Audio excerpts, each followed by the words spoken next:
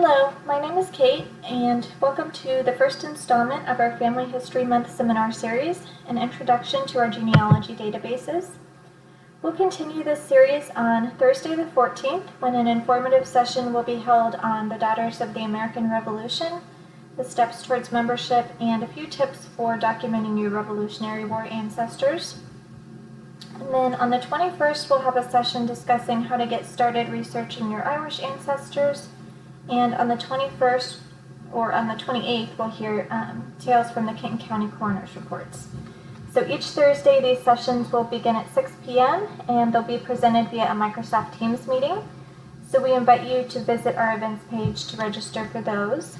And today we'll discuss several of the genealogy databases that we have available, such as Ancestry Library Edition, FindMyPast, our Faces and Places and GeNKY databases, as well as a couple of our newspaper databases.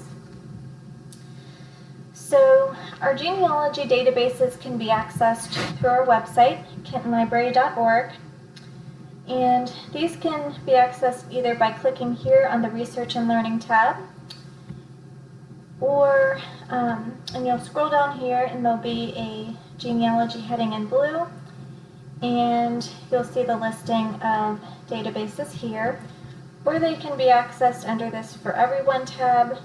Genealogy is there in the middle. So this will take you to this page where you can select from our Faces and Places or GeNKY databases. There's a link to the newspapers that we have available, or to research tools, which includes Ancestry, Heritage Quest, and other databases. So the first one we're going to take a look at is Ancestry, and I'm going back for just a second. We'll go to Research Tools, and then we see Ancestry Library Edition listed here, and under Access, this one says that it's only available inside the library, and while this database usually is only available in the library, it is able to be accessed at home right now with your Kenton County Library card. So we'll go back here to the Ancestry Library homepage, and this is what you'll see when you log in. So this can be a great database to use if you're just beginning to dig into your family tree. It's a good place to start. So the first way to search is by going here to their global search page, and you'll hit search at the top, and then you can hit all categories. So first I'll do a search for Sarah Jane Ray, and enter her first and last name, and it gives you the option to enter where they lived, their birth year, and then any additional information such as spouse's name or the names of children. So you know that she was born in Rockcastle County in 1851. She died in 1933.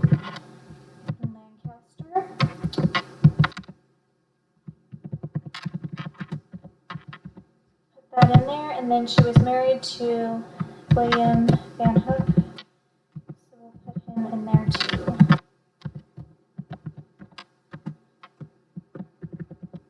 And then we'll hit search. So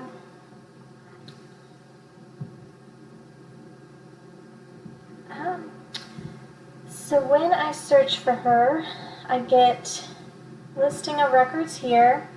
And just looking at them quickly, there's one here that looks like it could be a match, and this first one is an 1879 marriage between Sarah and William in Rockcastle County.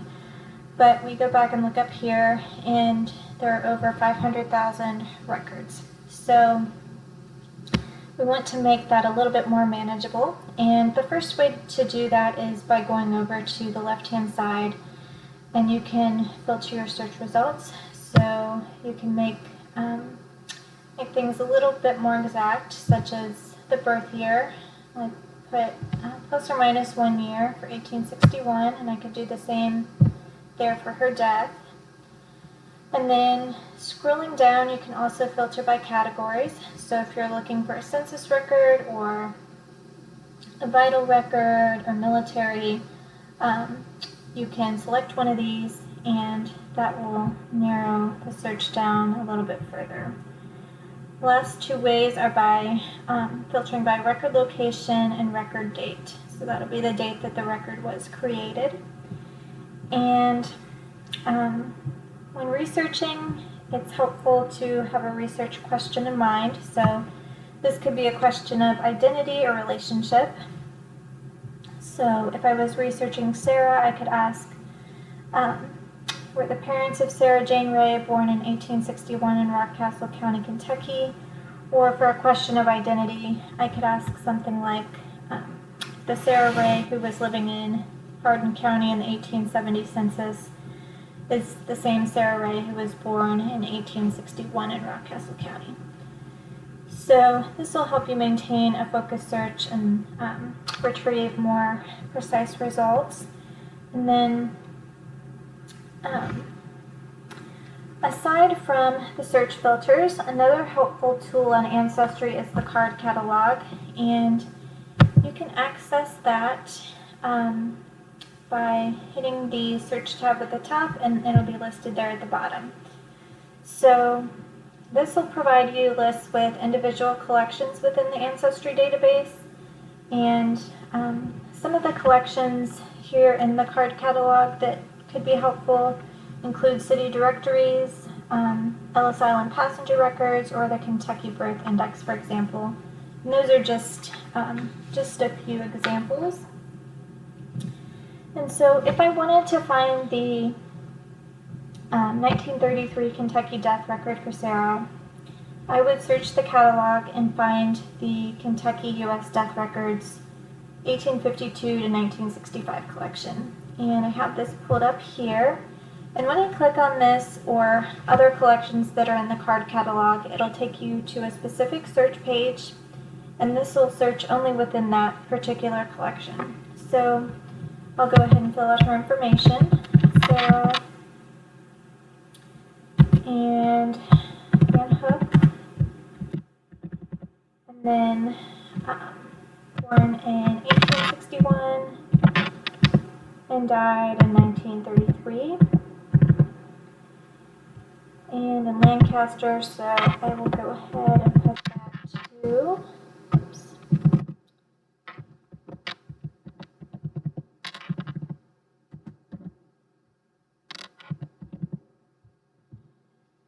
So, her spouse was William Van Hook, and I'll put him in there again.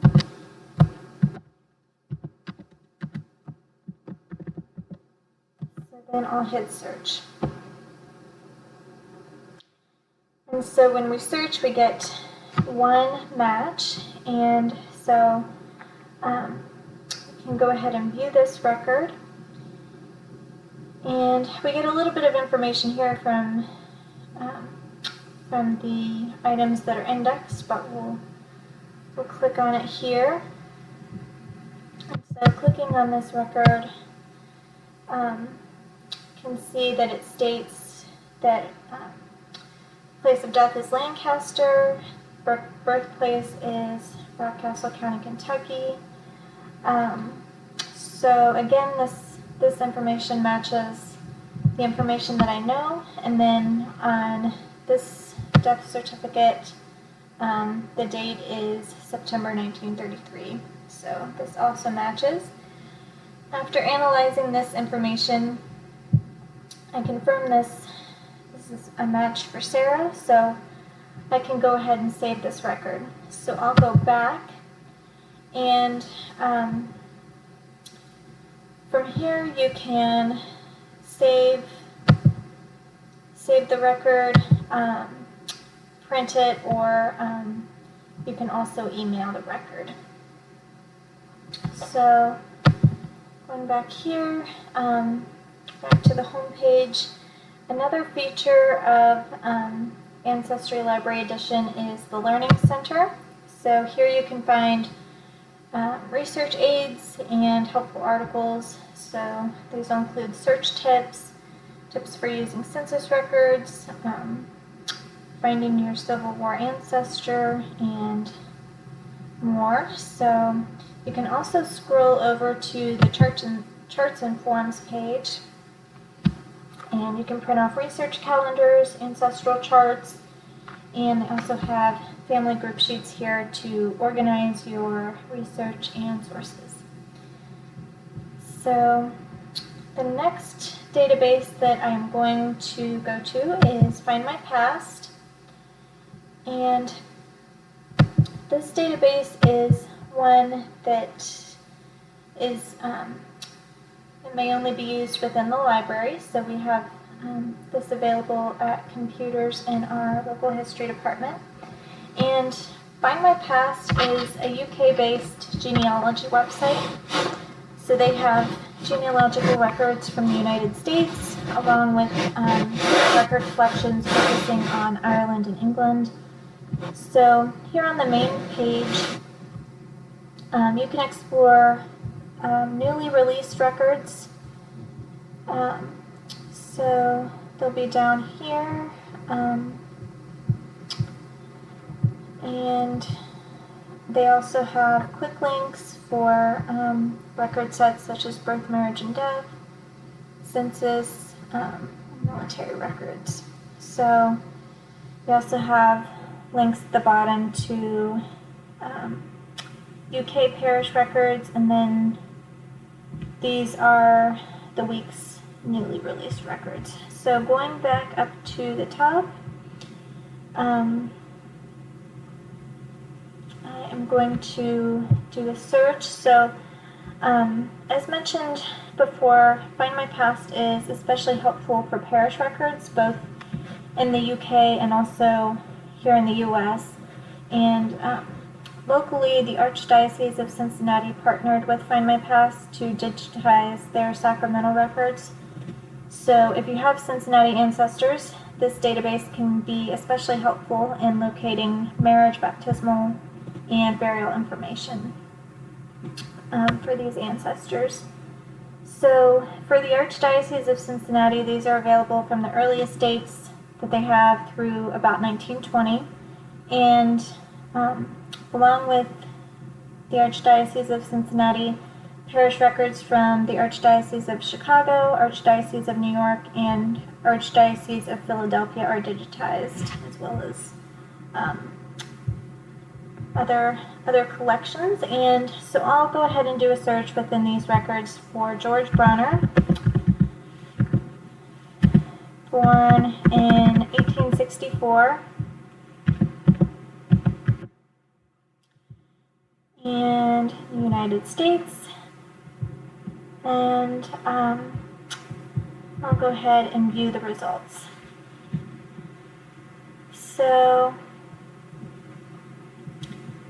I want to make this a little bit more specific, so I'll go ahead and put Hamilton County in there as well.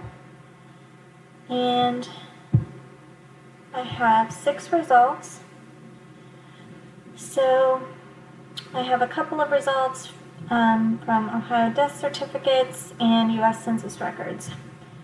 But the one I'm looking for is a burial record.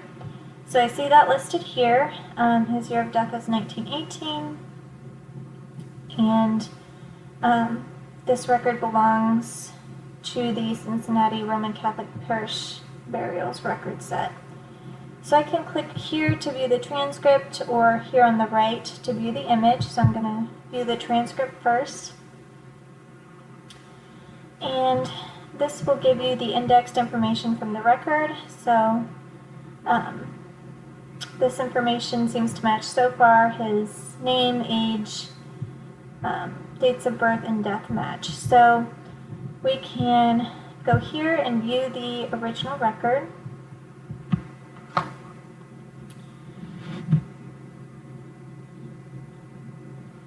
And so we'll scroll to the top, and we can see we have the date of death and burial here, the names of persons interred, place of birth, age, and then the cause of death there at the right.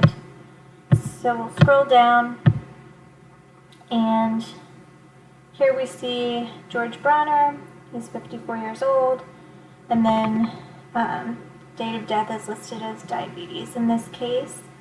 So you have a few options here. You can print the record, you can download it, rotate the image,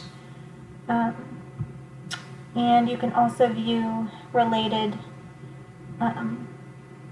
records that are next to it in this collection here at the bottom. So I'm going to go back, and then here at the right, it'll state the parish. So this was St. Elizabeth in Norwood, and this shows that it's a record from the Archdiocese of Cincinnati and belongs to Roman Catholic parish burials. So that's one example of a record that you can find within the FindMyPast database.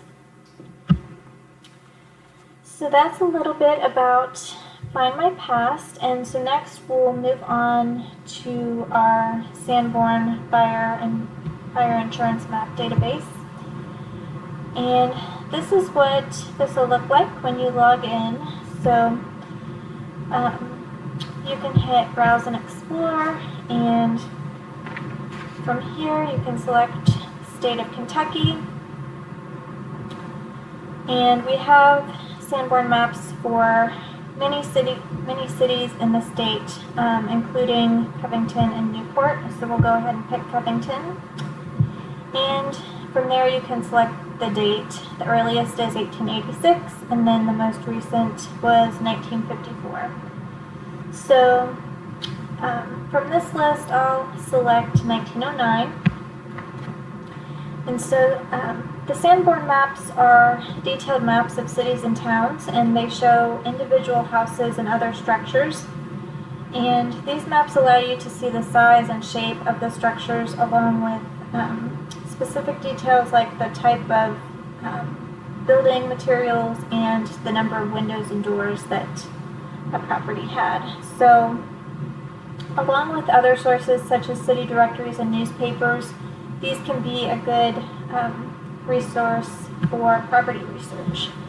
So you can observe how the neighborhood and the street has changed, and this can include street name changes along with house number changes.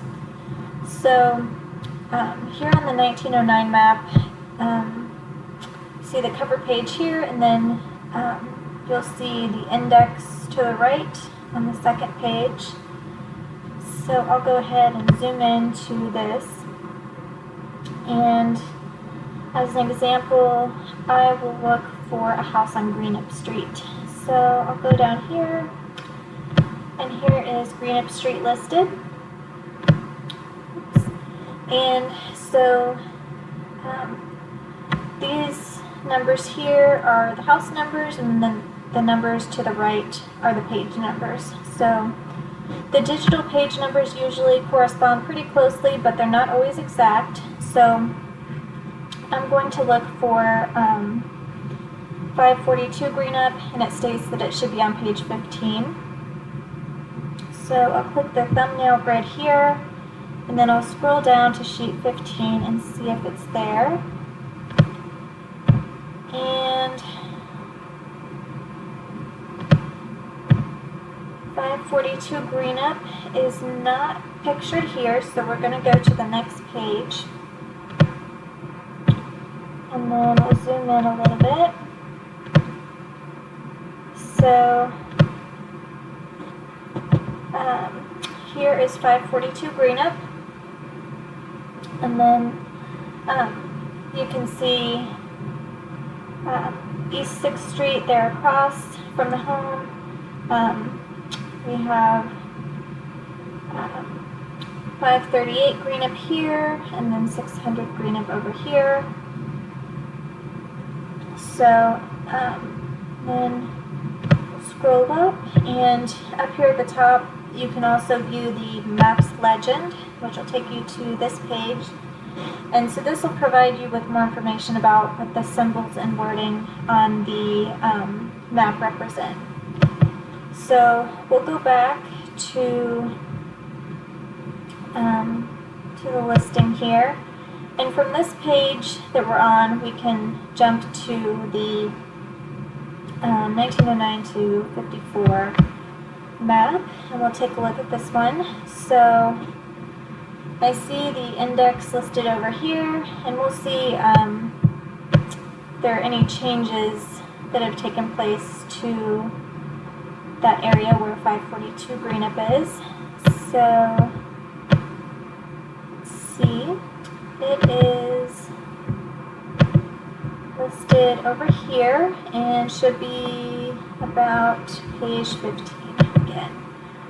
So click on 15, and then it's not there, so we'll go to page 16 over here. So we'll zoom into the house, and we see 542 Greenup here, and then it looks about the same in this image, but there are a couple of differences. So the numbers over here have changed. This is 528 instead of 538 now, and then this is labeled as 526 instead of 530. And then over here we have 600 Greenup, and it's now labeled as being apartments. So these are just a few small examples of changes that you can observe in the Sanborn maps. And so if you were researching a history of a home, this would be helpful if the number had changed to research both house numbers in the corresponding time periods within newspapers and city directories, for example. So those are a few of the changes you can spot in the Sanborn maps. And then next we'll jump over to our GeNKY database, and this is a database that contains over 500,000 digitized records of northern Kentucky. So unlike the other databases mentioned, this one is accessible from anywhere, and a library card is not needed to use this one. So we have a wide variety of records that have been digitized by the local history and genealogy department on GeNKY, and these include cemetery records, church records, and we also have yearbooks here at the bottom. And listed here as well, we also have a family file index and an index to our local history files. So if you're looking for information on a specific family or business or another group or topic, this can be a good place to start. And we have these files in our, these will be in the local history department. So we have, you can find newspaper clippings, pamphlets, and other written histories in these files. And then another great collection that we have here is our real estate records. So I'll scroll down here, and these are Northern Kentucky real estate records, and these can be a great way to supplement property research.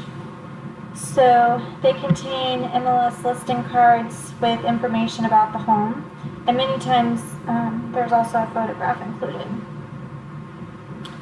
So I'll click on one of these as an example, and you'll see the card for this home, and then there's a picture of the home there at the bottom. And go back, and these are organized alphabetically. So you can click on a letter to correspond with an address, and then type in a specific address in this search bar here. So going back to our GeNKY page, another interesting collection that we have is our St. Elizabeth Hospital patient records. And so these begin in 1861, and then similar to the real estate records, there is a search bar here and they're organized alphabetically. So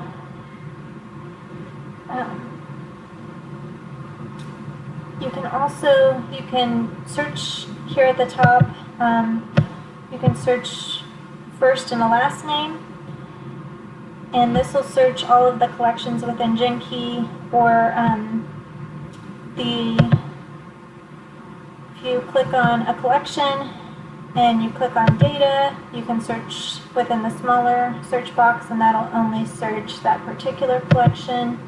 Or you can go back to advanced search, and again you can search by first and last name, or you can specify by address, church, cemetery, or sort by a certain date and year. So as an example, I'll go down here to the Covington and Holmes High School yearbook records. I'll click on data, and if I was looking for a student with the last name of Caldwell, I'll click on C and type in Caldwell. And so here is an entry for a Charles Caldwell, and this is in the Holmes High School yearbook from December of 1960, and this is a link to the corresponding PDF page.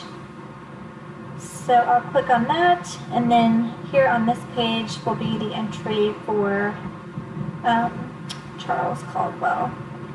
So it's a little bit about how to use our GeNKY database, and then we'll jump over to Faces and Places, which is the library's photograph database, and we have over 117,000 photographs digitized.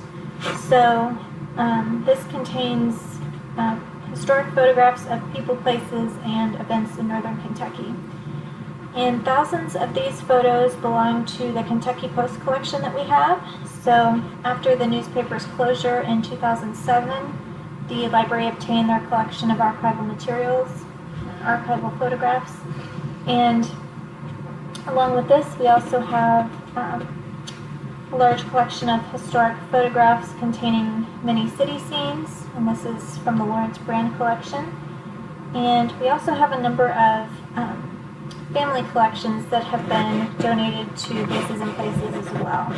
So here in the database, you can enter keywords here in this search box. You can enter the keywords or names, and then you can also browse images by most viewed, least viewed, new additions, and another way is by subjects.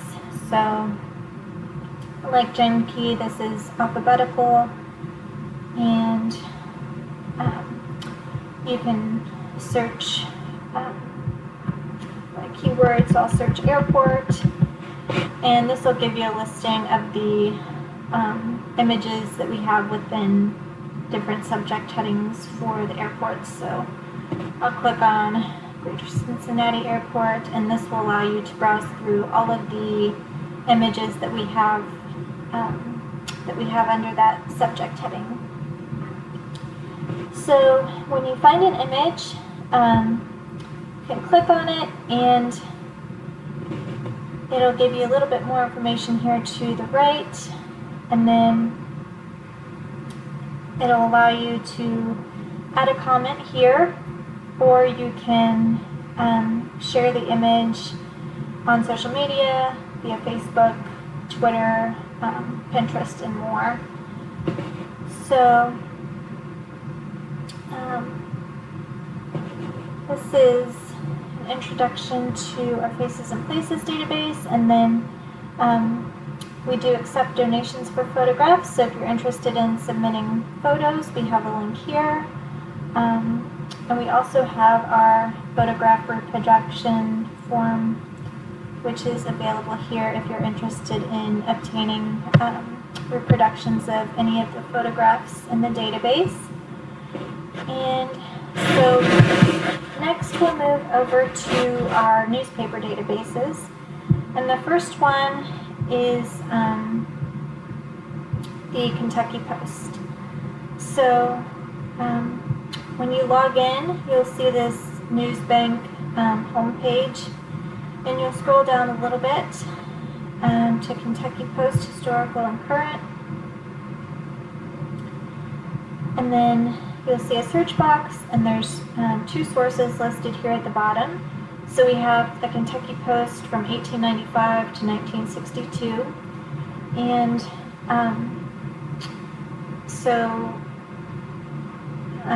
during this span of time, the full newspaper pages are digitized, and then there's a little bit of a gap, and then from 1990 to 2013, there is the text only available, so you'll get to see the full text of the articles, but the images are not included for that time period. So that gap from 1962 to 1990, for those years, the articles are not available digitally, but we do have newspapers from this time available on microfilm in the local history department. So when using this database, you can utilize the search bar at the top to look for an article, or the advanced search button here. And so if I was doing property research, I would type in the address for 542 Greenup again, and I'll type it in quotes. So this makes it a phrase search, so it'll search for those two words together. And I'll hit search. And then you have a couple of options to the left to be able to filter your search. So you can sort by newest or oldest. You can specify the dates, and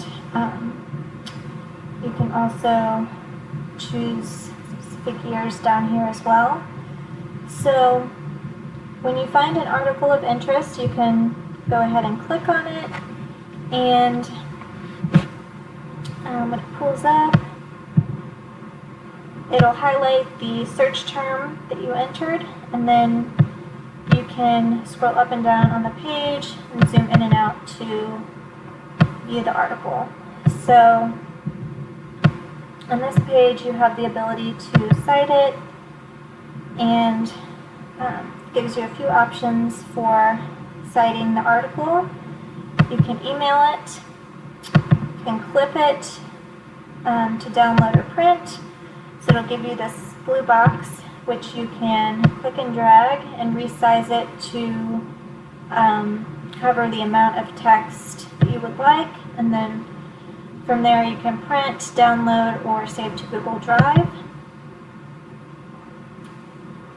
And there are also separate options for printing. You can select print full page or print clip, and from here you can also view the other pages within this edition as well. So let's see. So going back to, we'll go back to the Newsbank homepage, and while we do have the Kentucky Post database in here, there are also a number of other resources that Newsbank has. So we have the Cincinnati Post, the Dayton Daily News, and several others listed here. There's also a link to Ohio newspapers and Kentucky news sources. So each of those will give you a list of publications that NewsBank has for those two states. And the other way to view these is through the A to Z source list here at the top. So I'll click on that, and this will pull up a full list of the publications that NewsBank has. So these are publications that are available across the country. These are organized alphabetically, but you can search by a specific name, location, or type of publication. So that's a little bit about NewsBank and the Kentucky Post. And then just going back here to our Research and Learning tab, to our genealogy section, we do have the Cincinnati Enquirer from 1999 to present, and then the Historical Enquirer from 1841 to 2009. So this database is pretty similar to how you can search within the Kentucky Post. You have the search bar and advanced search options that you can use to make your searches more precise. And so next we will go to Newspaper Archive, and this is another great resource. We have access to Ohio and Kentucky newspapers on this database, along with newspapers across the country and in other countries as well. So on here you can browse publications by location, date, or the title of the publication. And if you click on the top on Browse by Location, you'll see this pop up, so you can choose the United States or browse through the list of other countries available, and then you can select the state. So I'll pick Ohio, and then Cincinnati, and this will give you the full listing of Cincinnati papers that are available. So you can go ahead and search and enter the names or keywords that you're interested in, or browse all Cincinnati papers. But I'm going to go ahead and go back to the main page, and I'm going to go to Advanced Search, and then I'm going to look for a specific name. So I'm going to type that name in here where it says with the exact phrase.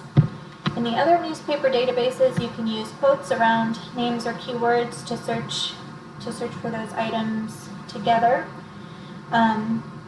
This database is a little different, so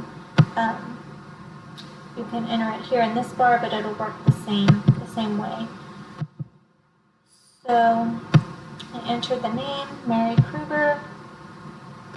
I'll specify United States and Ohio and Cincinnati, and hit search. So I get 32 results with that name. And then here on the right, you can choose specific publications, or you can adjust the range of years or select a specific year. So I'm going to adjust the range, and I'll do between 1878 to 1915. And I'll hit update. So that'll give me 11 results now. So When I find an article that looks like a match, I can click on it, and this one's from the Cincinnati Commercial Tribune in December of 1914. And again, it'll highlight your search terms so they're easy to find on the page. And we'll scroll down and we'll zoom in to view the article. Oops.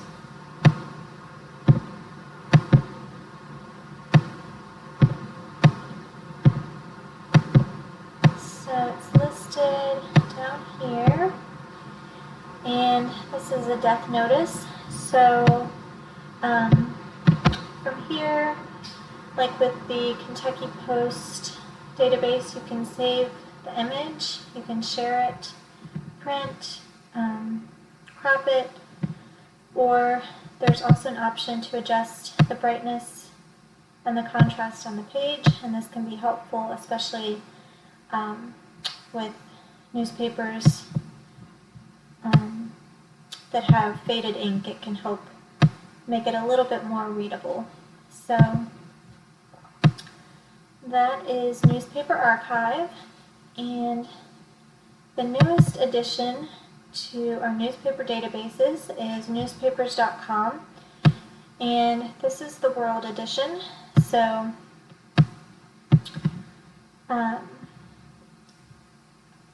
we have the search box here, and like Newspaper Archive, there's the ability to browse by location, publication. So I am going to click Browse.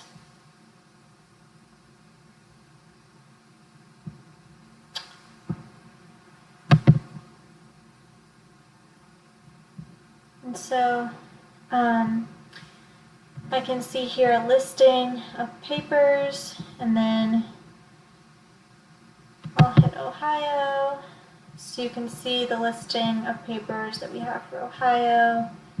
The same with Kentucky, so those are available here. And if I click on the Citizen in Berea, it'll show the range of years that they have available. So this one is digitized from 1899 to 1922.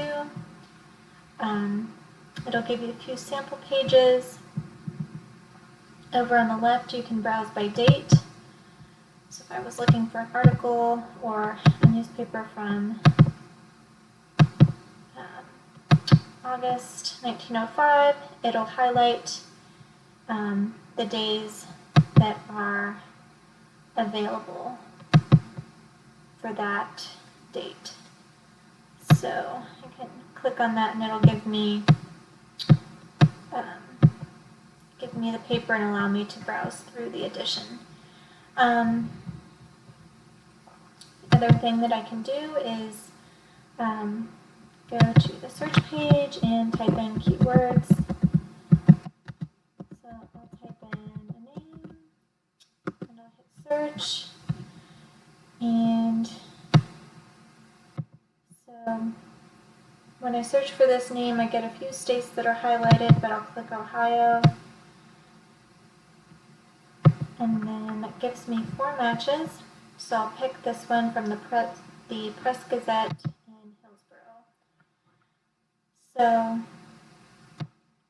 there is the article about the class of 1914. And I can clip the information on the page. I can save the entire page or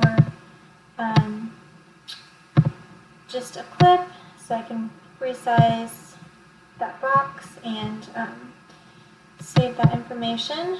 I can also email the article as well. So that concludes the overview of our genealogy databases. So I invite you to visit our website at kittenlibrary.org and browse through and explore these databases along with a few others that we didn't cover today, including our Fold 3 military database here, Heritage Quest, and a few others. So thank you for watching this overview of our databases, and if you have any questions about any of them, please give us a call at 859-962-4070. Send us an email at history@kittenlibrary.org or stop by the local history and genealogy department in the Covington branch, and we'll be glad to help. Thank you.